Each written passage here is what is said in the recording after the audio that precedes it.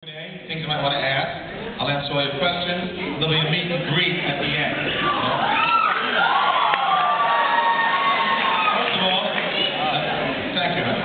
First of all, very sad fact, which I hate to admit, but if it weren't for porno films, I probably wouldn't get dick, let alone pussy. I'll tell you why I know this, guys, because I'll stick my ass on a screen this big. Look at this. It's frightening. You know, you're a guy, you look in the mirror, you think, okay, I got a decent looking ass. But the one bad thing about porn films is that angle from the back. They call it the hotel angle, the cable angle, the Playboy channel angle, you know? The angle from the front is good because you see a nice penis, a beautiful girl going like this. Like this, you know? And the camera sees everything, you know? You know, that's okay. The angle from the back is frightening. I'm telling you guys, it looks like a polar bear with a cold. I go to San Francisco, or the West Village, or San Francisco, you know what they say, San Francisco, go to disco, past the Crisco, where to Cisco. I can go there. I ain't telling the pants to go, come on guys, I got something for you. They'll look at me and go, we're not that gay. Just say no to crack. A lot of things about porn are not what you'd expect. First of all, you guys like my rap music they played before, you know? So actually on Billboard half a year on one of those songs, I'm thinking of a name. You know, you're Tupac Shakur. How about Tupac for sure? Two-Line Jew. You can filter ice, or Jew Unit. Or how about Dr. Drago? Anyways, there's a lot of things in porn you guys wouldn't expect, that you wouldn't think aren't always that great. For example, an actress can never cancel for religious holidays. You know, we had Easter. What's the porn star going to do if she wants to cancel and not go, hello, director, I came to that 8-man interracial anal dwarf Bukaki fiend by getting back there. Because Jesus was resurrected. Problem. I can't cancel for certain sicknesses, you know? Hello, director, it's Ron Jeremy. Can't work today. One knows what a guy's puffy face, sneezing. Oh, you don't see my face. I get my dick sucked on a close-up. I'll be there. A lot of guys really sympathize. Go to work, get your dick sucked. Don't let the man get you down. I have a cure for the sneeze, by the way. You take X-Lax. Be too scared to sneeze. Now, we don't buy things, but you guys buy things. You know, like, when I get a new car, I don't think about the money. That new car has 1,000 DPs, one anal, a BJ, and a dialogue scene. Oh, nice upcast. That's a blowjob scene right there. That's what we think about. You know, Jenna Jameson had a fur coat, and these activists are yelling at her. You know how many animals had to die for that fur? You know how many guys she had to blow to get that fur? A whole different lifestyle, you know? You know, so I'm sorry I'm a bit late. I apologize. I was in the parking lot getting blown. Sorry, I'll see you understand. In fact, you know, I hear you yelling my name. They're playing my music. Honey, I gotta go. They're announcing my name. I gotta go. She goes, wait, Ron. Wait, Ron.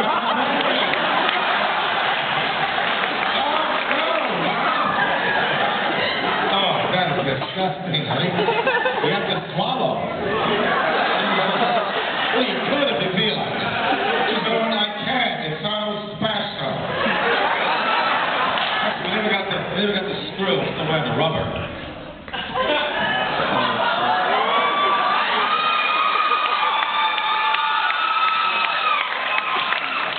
She's buying brand rubber. It's Sergio Provente. I used to put the Gianni Versace rubber, but it has a hole right where the head is. He was shot in the head. It's a very sick joke. Sometimes the sickest jokes are the funniest jokes. Like, who am I impersonating? Christopher Reeve or Larry Flint doing the Macarena. That's just wrong. How about this one? How do you stop a dog from humping your leg? Like I said. And what do you call the hand between your grandmother's titties? Her pussy.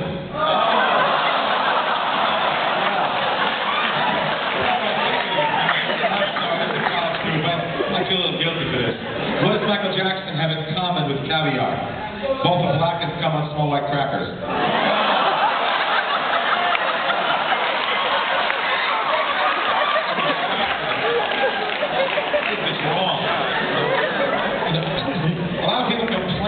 There's not enough, foreplay. A lot of girls complain there's not enough foreplay in porno films. There is. Here's a cup of coffee. Blow me. It's kind of like Italian foreplay. A. Or Greek foreplay. A. Polish foreplay. Oh, here it is. Yeah. Jewish foreplay is like Jewish wine. Can I please have a little feel? I'll take you to Florida. Come on. Those who've been in jail recognize this because it's a bar of soap. This is prison foreplay. Hey, my presentation, the New York Mets. I got it.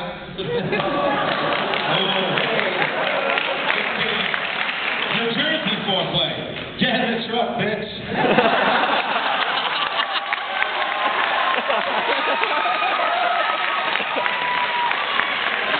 The best thing about porn films was the titles.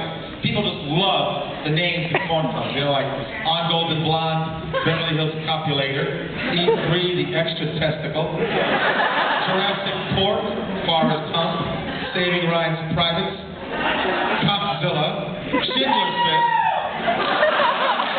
Jonesy and the Pussy Farts, Star Wars, The Empire Lives Crack. There's the gay ones, Romeo and Julio.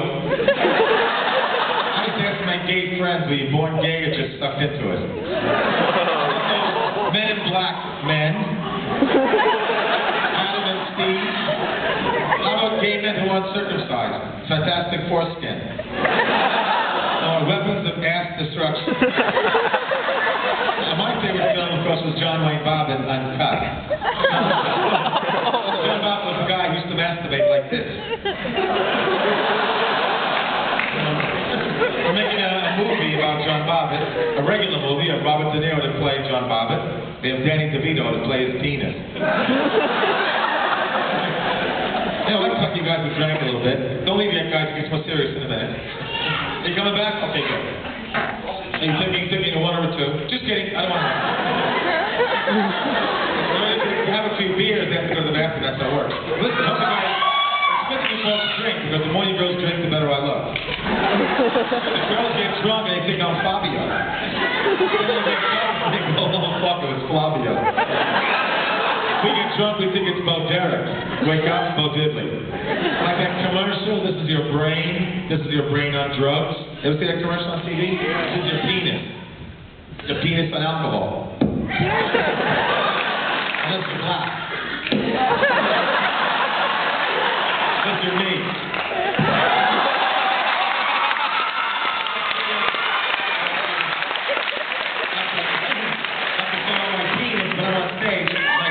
Parked in the car. Oh, you want to see the cock? You can go to jail for this.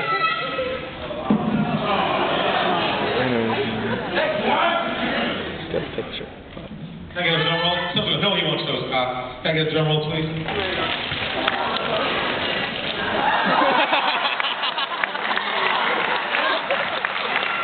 Here's my cock.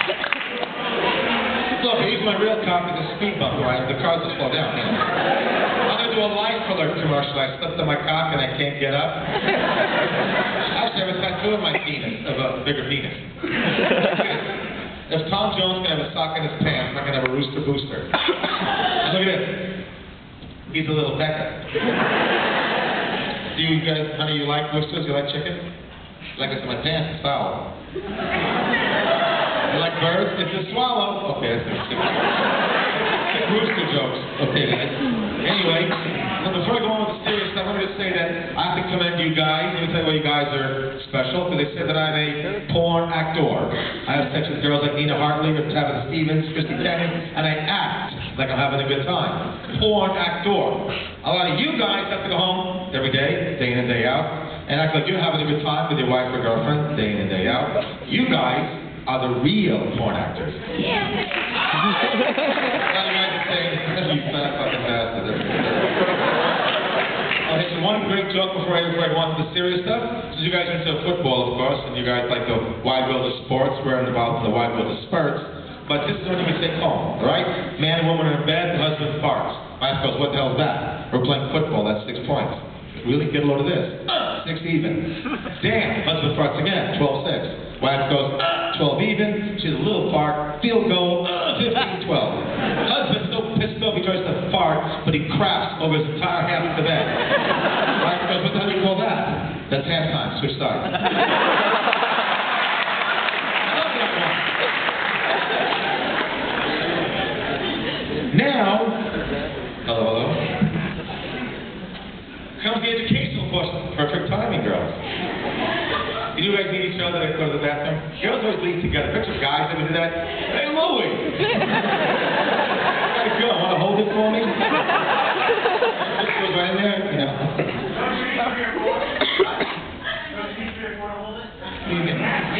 Yeah, I got a whole team of folks to hold it for me. Thanks for sharing. Okay, we'll get to the Q&A. This portion is about sex and the law. In case anybody here criminology students are going for criminology eventually. Oh, that's just one. Future policewoman right over there. Well, I'd like to give some of the facts about the law and the adult industry and how they've both shaped each other and changed each other, et cetera, et cetera. So, again, this might be kind of boring, but it's very interesting. And the title is on the flyer of what I'm doing here. There's so much I can talk about as far as the law goes. I'm going to just use the law as it affected me, and things that are really specific and personal, things that me and my friends are prosecuted for. Because the adult industry has gone through a lot of prosecutions in America, and under Republicans, they go through more prosecutions. Under Democrats, they don't. When President Clinton took over, they stopped the federal prosecutions.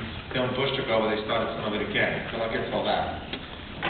First off, by the way, later on, if you guys want to ask any questions that might be, contrary or against things I believe in, that's fine. Actually, I like that. So people have, opinions about porn that they really think it's bad or detrimental or unhealthy. Come at me, because I can defend it, okay? First off, pandering. In New York, they have similar laws about pandering and prostitution. What they did in California was they were using the pandering law to try to stop adult filmmakers, saying that we're paying for sex, therefore it's a crime. And what happened was, the first guy who got busted was named Al Freeman, and following him it was Ron Raffelli and myself. A lot of us were busted on pandering. Because again, the law said we're paying for sex, therefore it's a crime, because paying for sex is considered prostitution. Unless you're in parts of the brothels in Nevada, or parts of Ontario, Windsor, Canada, prostitution is against the law. We try to point out that it's not, that it's a performance, and that, we're not doing it, the girl's not doing it to satisfy the guy, so he can just get off and leave. There's angles, the camera is very obvious, the hair like this, the legs like this, it's a performance, And now the film that just came out, Brown Bunny, anybody ever hear of that film? You have. So actually, a girl nominated for an Academy Award, Chloe Sevigny, did an actual oral sex scene, a total blowjob scene with Vince Gallo, who directed and produced Buffalo 66. And it was a real deal, actual orgasm and everything. So now, that an actress of that caliber can do an adult movie, it makes it easier for girls in porn today to tell their parents and friends that, hey, it is still a performance. Because there was an hour and a half of dialogue leading up to that scene, and a lot of critics hated it. They didn't mind the VJ scene, they hated the hour and a half leading up to it. I think Roger Ebert said, if they showed this movie on an airplane, the audience would still walk out. However, it wasn't because of the VJ scene, this wasn't a very well made movie, but it was a con, it played all over America, it's now on video. And also the film Caligula had celebrities in it, but they weren't involved in the sex scenes. It had Malcolm McDowell, Peter O'Toole, Sir John Gielgud, and they didn't participate in any of the sex scenes. This is the first time that A-list actors have actually participated in a hardcore sex scene. There have been a lot of soft-core films, like Fate Noir, Bully, Kids, Romance, Rocco and Freddie, and these films all were real close to bumping and grinding and nudity, but only in Brown Bunny was actually a hardcore XXX sex scene with insertion, because what separates hardcore from softcore is this. You see it. Now, many people say that there's erotic versus hardcore. Well, the difference between erotic and hardcore is the lighting. So basically, this is XXX. Okay. Anyway, so back then we were all being prosecuted under the pandering law, and it was very scary because Hal Freeman, who was the first up, lost the first case, and he lost the appeal. Now he was facing the California Supreme Court. They were very conservative, appointed by Duke Majan, who was governor at the time. It was a very conservative court, and things were very scary. Hal won. He won with a nice majority, with a 7-0 majority on the Supreme Court of California. This is why he won. Basically, it was on 2 points that they brought out in court. One, that they say paying for sex is a crime. If the guy, the director, myself, is a panderer or a pimp, and I'm paying the actress for prostitution, anybody who rents or buys the tape is the John, which happens to be the public. So we asked for the show of hands in the jury, how many people, including the judge, bailiffs, court stenographer, had ever seen Playboy Channel or a hardcore movie?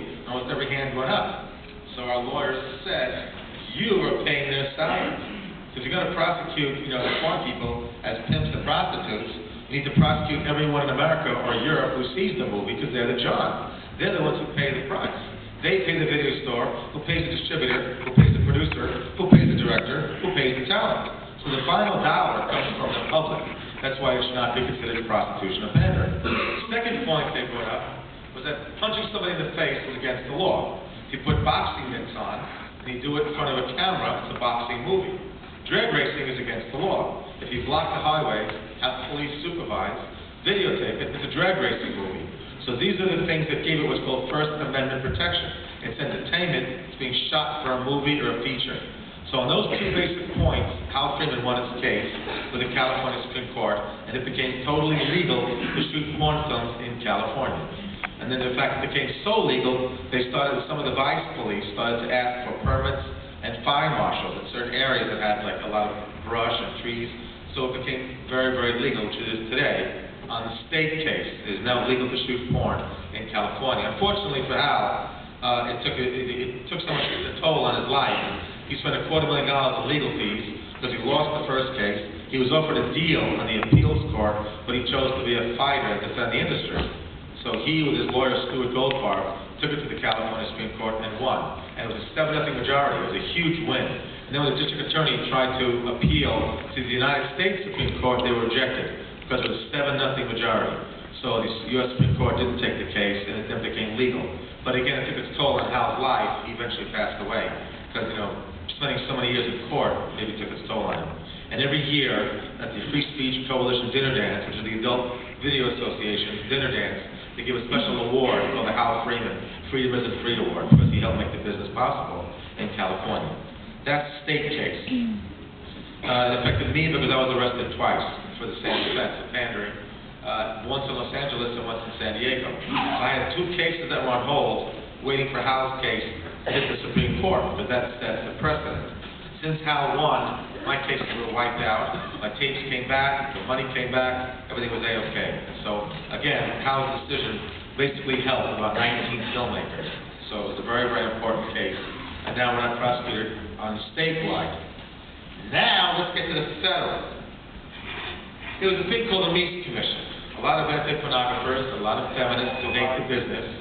And the National Organization of Women is divided down the middle. Half of them want censorship, the other half do not. Some think that it's considered freedom of speech, and while a lot of women find porn maybe disgusting and don't really like it, they feel it still has the right to exist. People want to see it, it's considered entertainment of some sort, and then it's adults' rights to choose to see it, So the Meese Commission came along to try to see if viewing adult material leads to sexual deviant behavior. Now, they had committees before. They had a Williams Committee in England, they had a Fraser Committee in Canada, they had a Denmark Committee in late 1970s, and they had the Nixon-Johnson Committee here in America. And all these committees proved the same thing, that viewing adult material does not lead to sexual deviant behavior. However, the Meese Commission, which was very biased from the very beginning, because the head of the Meese Commission was a fellow named Henry Hudson, who bragged that his Eastern District of Virginia had laws against sodomy, even amongst married couples, which means, as Robin Williams once said, if you commit sodomy in Virginia, you can go to jail, or you're going to get sodomized. So, also, even amongst married couples, just imagine some policemen looking at some couple's window, because sodomy also includes oral sex, anything other than vagina and penis. So if a woman's giving oral sex to her husband, that can be considered against the law in Virginia.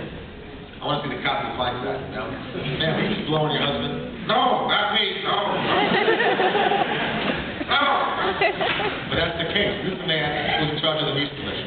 The other guy in charge of the Meese Commission was Ed Meese himself, who got kicked out of the government because of a wet tech scandal. Father Bruce Ritter was on the Meese Commission. He was kicked out of the ministry for feeling up little boys at the Cowboys house. So these are the people that are hired to tell America what they can and cannot watch. They try to show a correlation between viewing adult material and committing sexual crimes. We in the adult industry laughed at this because if that's the case, the people on the panel sat through hours and hours and hours of adult material. How come they didn't go on the street there and commit crimes? You know, Father Ritter did it way before. And women on the panel were totally against it. There were ladies who were on the panel who disagreed with the findings, and it was very biased from the very beginning. I sat in on some of the Meese Commission, and it was absolutely a joke. They had somebody who said they were a porn star and weren't, discussed all the abuses that go on in a porn set. The guy was totally fictitious. He was behind a blue curtain, didn't show his face. I snuck a look at him, he was totally unknown. You know, they just had some person walk there and say he's a porn star, and say he's been abused. You think, well, this guy doesn't step foot on a porn set. So it was a very biased, pathetic, stupid panel, and it was disproved by a zillion forensic psychiatrists. Because, as you all probably agree, who should decide how a criminal mind thinks? Should it be a bunch of religious fanatics, religious politicians? No. It should be forensic psychiatrists. I don't think there was a single one on the panel. Maybe there was one, but I think it was also very religious. And again, it's not what America's about. And the fact is, Dr. Ronald Markman, who I've interviewed many times, who is one of the top forensic psychiatrists in Los Angeles, in America, he's written many, many books. He's interviewed people from Manson to Bundy, right on down the line, to many, many criminals. He found two things common amongst serious sexual offenders. One, they had very, very little education. They very rarely got past high school. Two, they usually were abused by their own parents. Usually they were only raised by one parent, often it was just a mother. And they were abused by that one parent. That's what Dr. Ronald Markman found common amongst serious sexual offenders. Most of them never even owned a VCR or a DVD player. I'd never or barely ever seen a porn film. So to say that this led to this was basically garbage. It was, you know, again, it was Ronald Reagan who commissioned the Meese report, and it was pretty much biased from the start. Because before them, Nixon-Johnson Committee proved there was no correlation. And they wanted to show that there was one. And Nixon was very unhappy with the results, but they used a lot of scientists and forensic psychiatrists who did say that there was no correlation. So, the Meese Commission absolutely did affect us. Because after the Meese Commission and its ridiculous findings, a lot of the 7-Elevens pulled Hustlers and Penthouses out of their stores. This prompted Dennis, comedian Dennis Leary? That's not Leary, the other one. Thank you. It made Dennis Miller. He went on TV and said that, you know, that a lot of the religious folks are now yanking Hustlers and Penthouses out of 7-Elevens. But yet there's a Gideon Bible in almost every hotel room. You know, a lot of the religious folks were upset that there's, you know, cable channels that show hardcore or show softcore on TV. Yet there are more religious channels on network and cable and satellite than there are even close to adult channels. So what they have to understand is that freedom of speech works for everybody. And I have no problem with religious folks, not at all. A lot of my friends are. Heck, I'm still friends with Tammy Faye, and she's an evangelist. The fact is, we all can live together and have our differences. It's not a problem. In any case, so the Meese Commission did lead to some very serious prosecutions. What happened after the commission was they didn't went after the porn business hot and heavy on the Republicans. It's part of their platform. I'll tell you why. Because religious folks back Republicans, and there's no exception to this rule. Whether it be Pat Robertson and the 700 Club, Jerry Falwell, Wildman, Swagger, I mean every one of them. Every religious person backs Republicans. Religious leaders do. So when Republicans get into office, they have to thank the constituents who put them in power. They have to throw the bone back as a way of saying thank you. So Republicans will always go after stem cell research, DNA research, abortion, gay rights, the porn business. They have to do that because religious folks put them in power. Since the Democrats were not put in power by the religious folks, they don't owe them anything. So they can stick more to constitutional issues and not sway these other issues. You know? So under the Republicans, they were prosecuting adult companies. What they did was they find a jurisdiction somewhere in a Bible Belt area down south and prosecute the company federally. on interstate transportation of obscene material. They have to find a jury to find a film obscene. That's what the FBI had to do. Now they knew they're not going to find a jury in Chicago, New York, Los Angeles, New Jersey, Las Vegas that's going to find the film obscene, but they might find a jury in Broken Arrow, Oklahoma, Tallahassee, Florida, parts of Mississippi, Alabama, Kentucky. There they could maybe get a prosecution. So what the government did was they prosecuted these companies. They took over a video store in some rural area down south. So they performed a sting operation, had these films sent there, and they prosecuted them on interstate transportation of obscene material, thinking they could get a jury down there to find a film, disgusting, obscene, whatever else. Now the porn business tried to retaliate by hiring teams of sexologists to look at their movies and say that they're perfectly healthy, which is normal sex, a little on the edge once in a while, a little kinky perhaps, but it's still normal sex. In fact, America's sex films are way lighter than the ones that made in Europe and Scandinavia. So anyway, the FBI tried to do this. They were busting the companies like crazy all over California. Confiscating their entire library of porn, showing it to juries down in Bible Belt areas, and getting convictions. In many cases, it worked. Most of the porn filmmakers were then going to jail, federal jail. Some, like Mark Carrier of Leisure Time, was lucky enough to have enough money to get a lock device on his foot. He was in house detention. Others, like Russ Hampshire and people from California, Exotic Novelties, Caballero, a lot of them went to jail, and had to do jail for 6 months to a year, because these are very, very unfair charges. In many cases, the jury would find one film obscene, hundreds of them not obscene, but yet that one film the FBI would prosecute, then pull a thing called forfeiture. Now, if a jury finds one film obscene, and the rest of your library is perfectly okay, then the FBI could say the money you invested in that one movie, that you maybe invested in a car, invested in a house, they can then try to yank your car and your house based on one film. So it was very, very mean. It was wrong. The ACLU came out against the FBI. The Jack Anderson and the Washington Post came out against the FBI. Most celebrities in Hollywood came out against what they were doing. They called it venue shopping.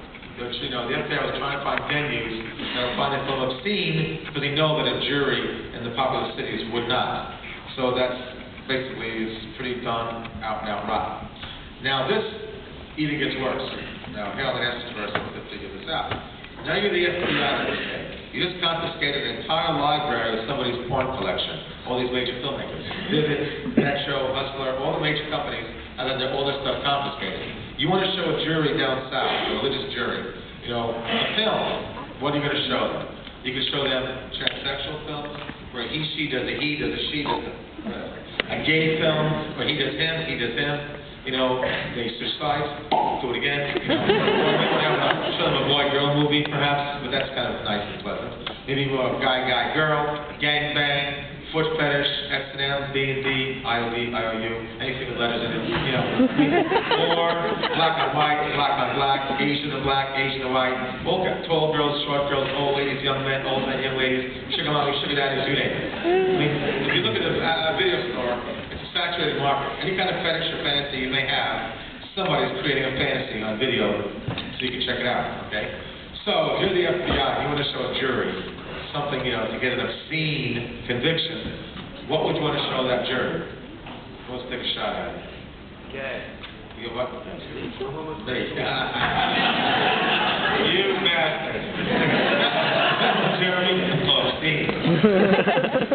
No, actually, don't laugh. It might be one of the better things, because I would crack jokes in the movies, and then if I'm still getting any value, the jury would be laughing. I'd say, you're laughing. It isn't just sex.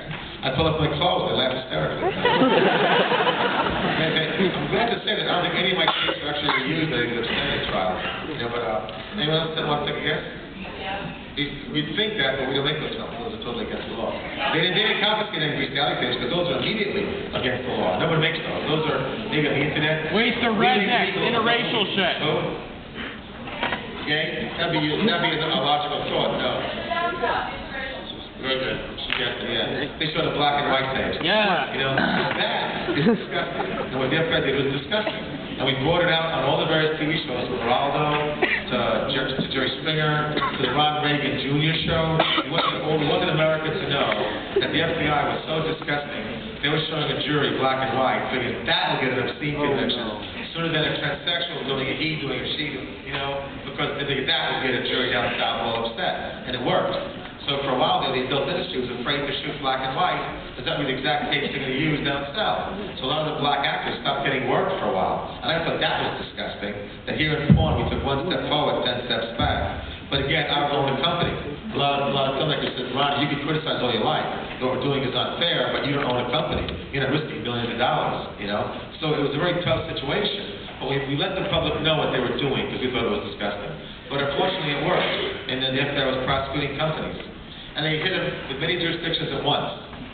What's interesting to note is that women, who in many ways are the least to enjoy porn in some ways, they do make, the fantasy in porn is mostly a male fantasy. Women who like to look at porn often are looking at the women, or looking, you know, enjoying the sex of it, not necessarily looking at the guys.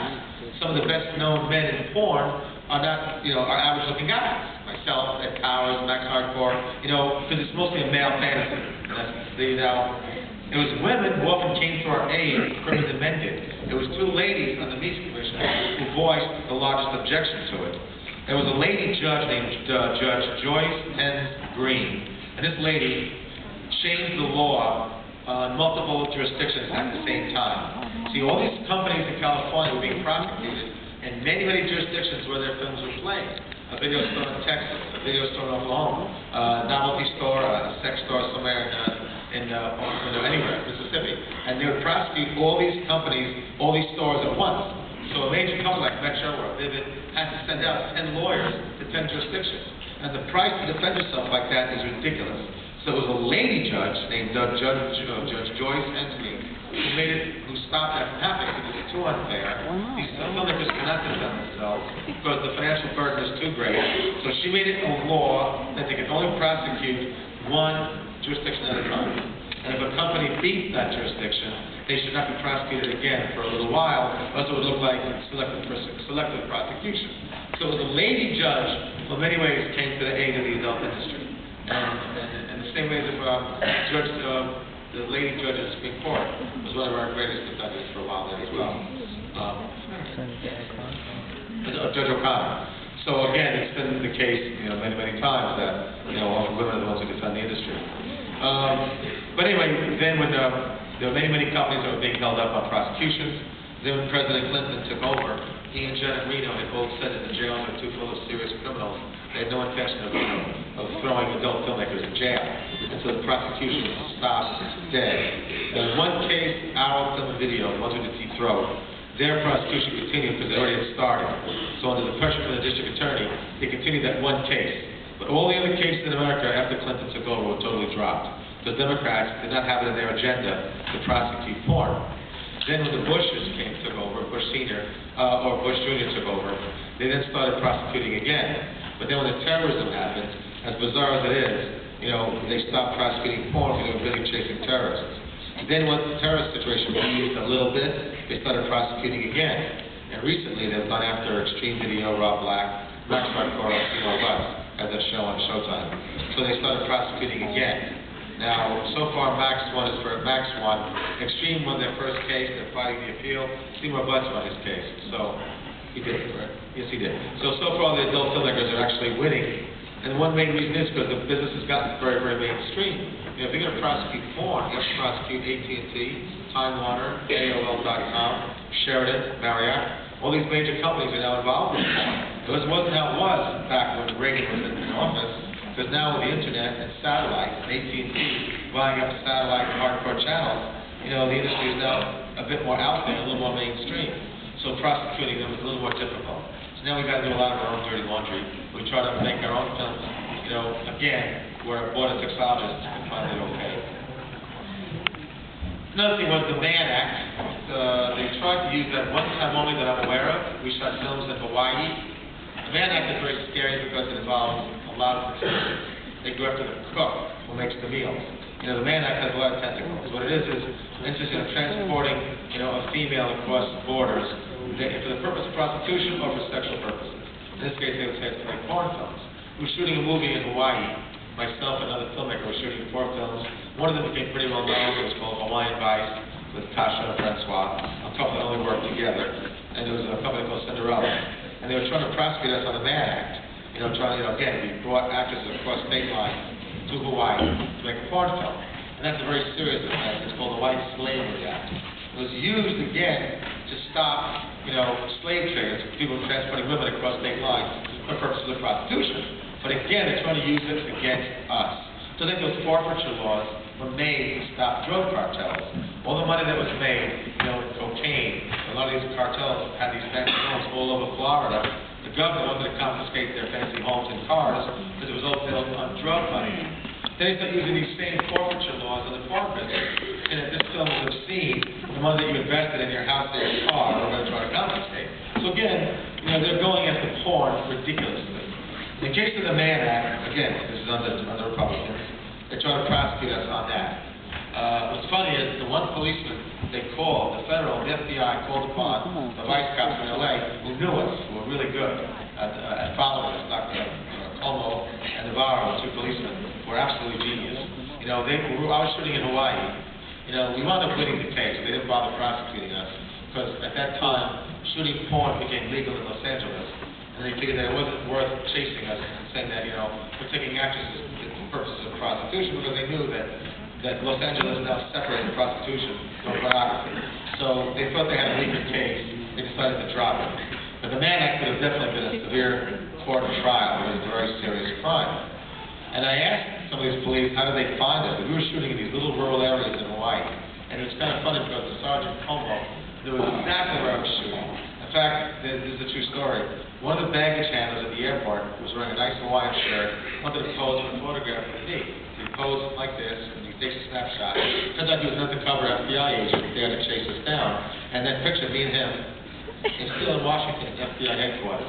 10 years old, that picture. But anyway, so they followed us beautifully. He knew every rope, every crevice, every mountain, every hill. We shot totally desolate areas of Hawaii where nobody had to climb down a rope to get there. And Como knew exactly what shack, what part of the sand, which tree we were shooting in. And I asked him, how the hell did you follow us so well? We discussed this years later. He said, I teach surveillance at the police academy. Great. So the cop was chasing us as a professor. That's just great. But anyway, so out of sheer luck, they never prosecuted us on the Mann Act. Tracy Lords was a severe problem that we faced about showing ID. And back in those days, before the Tracy Lords scandal, we were always looking at the IDs, driver's license, social security cards, passports. We didn't Xerox them. After the Tracy Lords case, now we Xerox them. We duplicate them. We would check on principals at colleges if we have to. But we want to make sure that people are where they say they are. They indicted 3 people on kiddie porn because of Tracy Lords. And she didn't really lend a helping hand either. To admit that she used fake ID and that she engineered the whole thing. She admitted that a year later on Current Affair. But back then, the agent Jim South was prosecuted.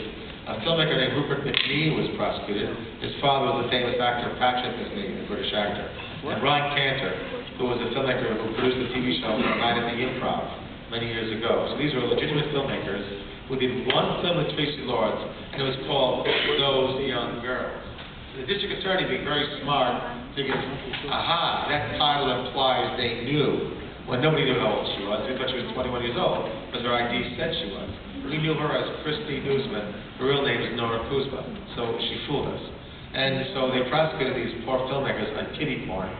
Big front page, kiddie porn, Tracy Lords. So they picture all these poor guys who are facing a $100,000 fine, forfeiture, RICO means they're trying to show this racketeering influence of corrupt organizations, trying to show mob connections and this little conspiracy. So these guys are facing all these charges because she used fake ID.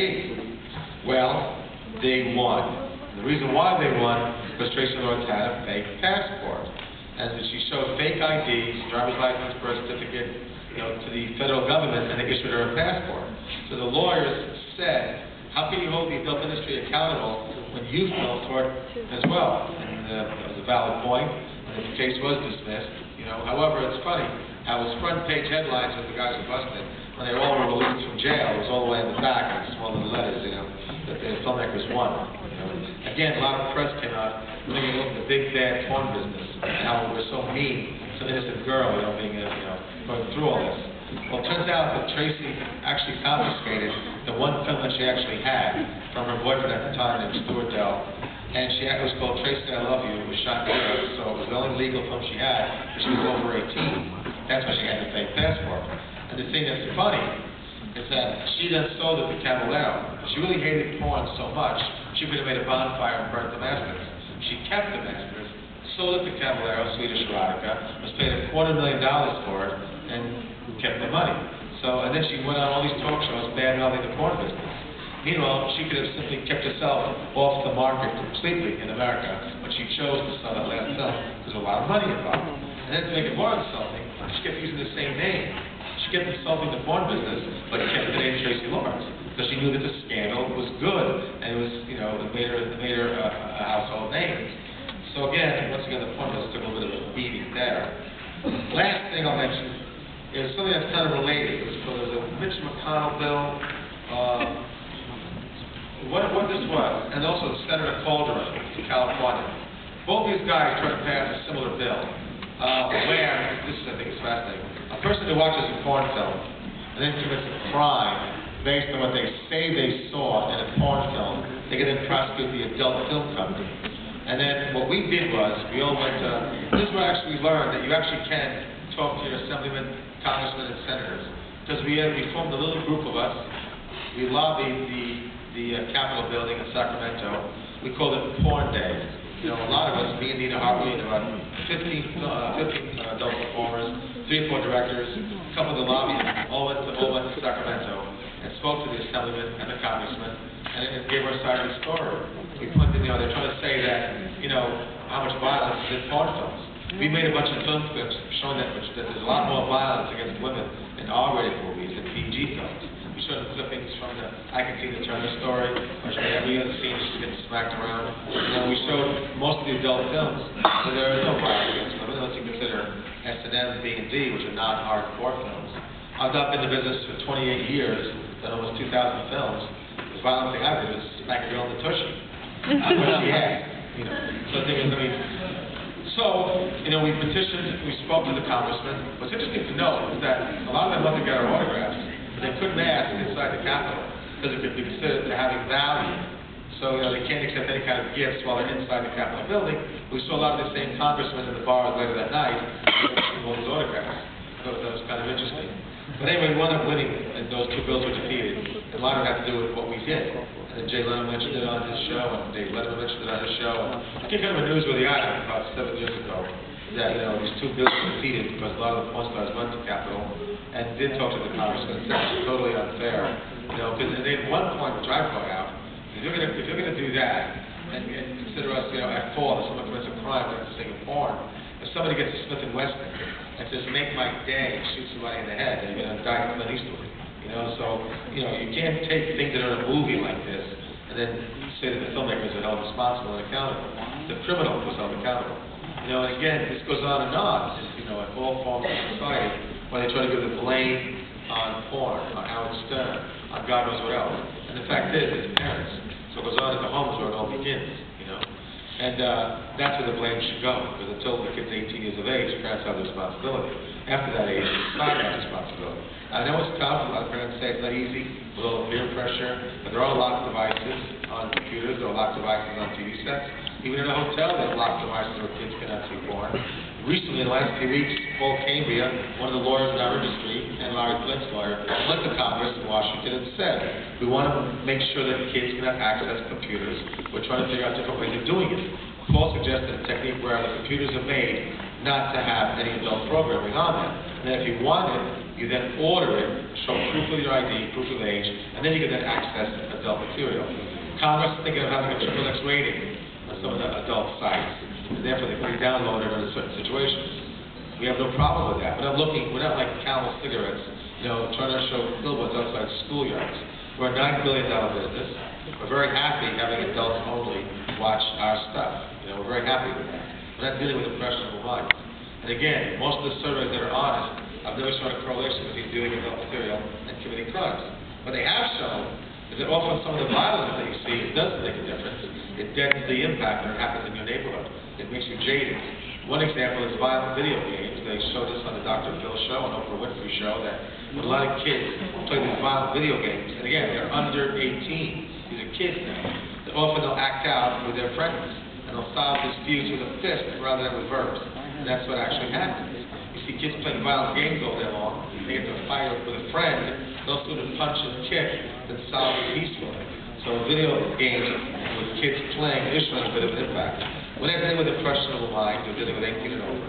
That's the audience that we like, the audience that we want. And again, that's a big difference. Hope you got some questions.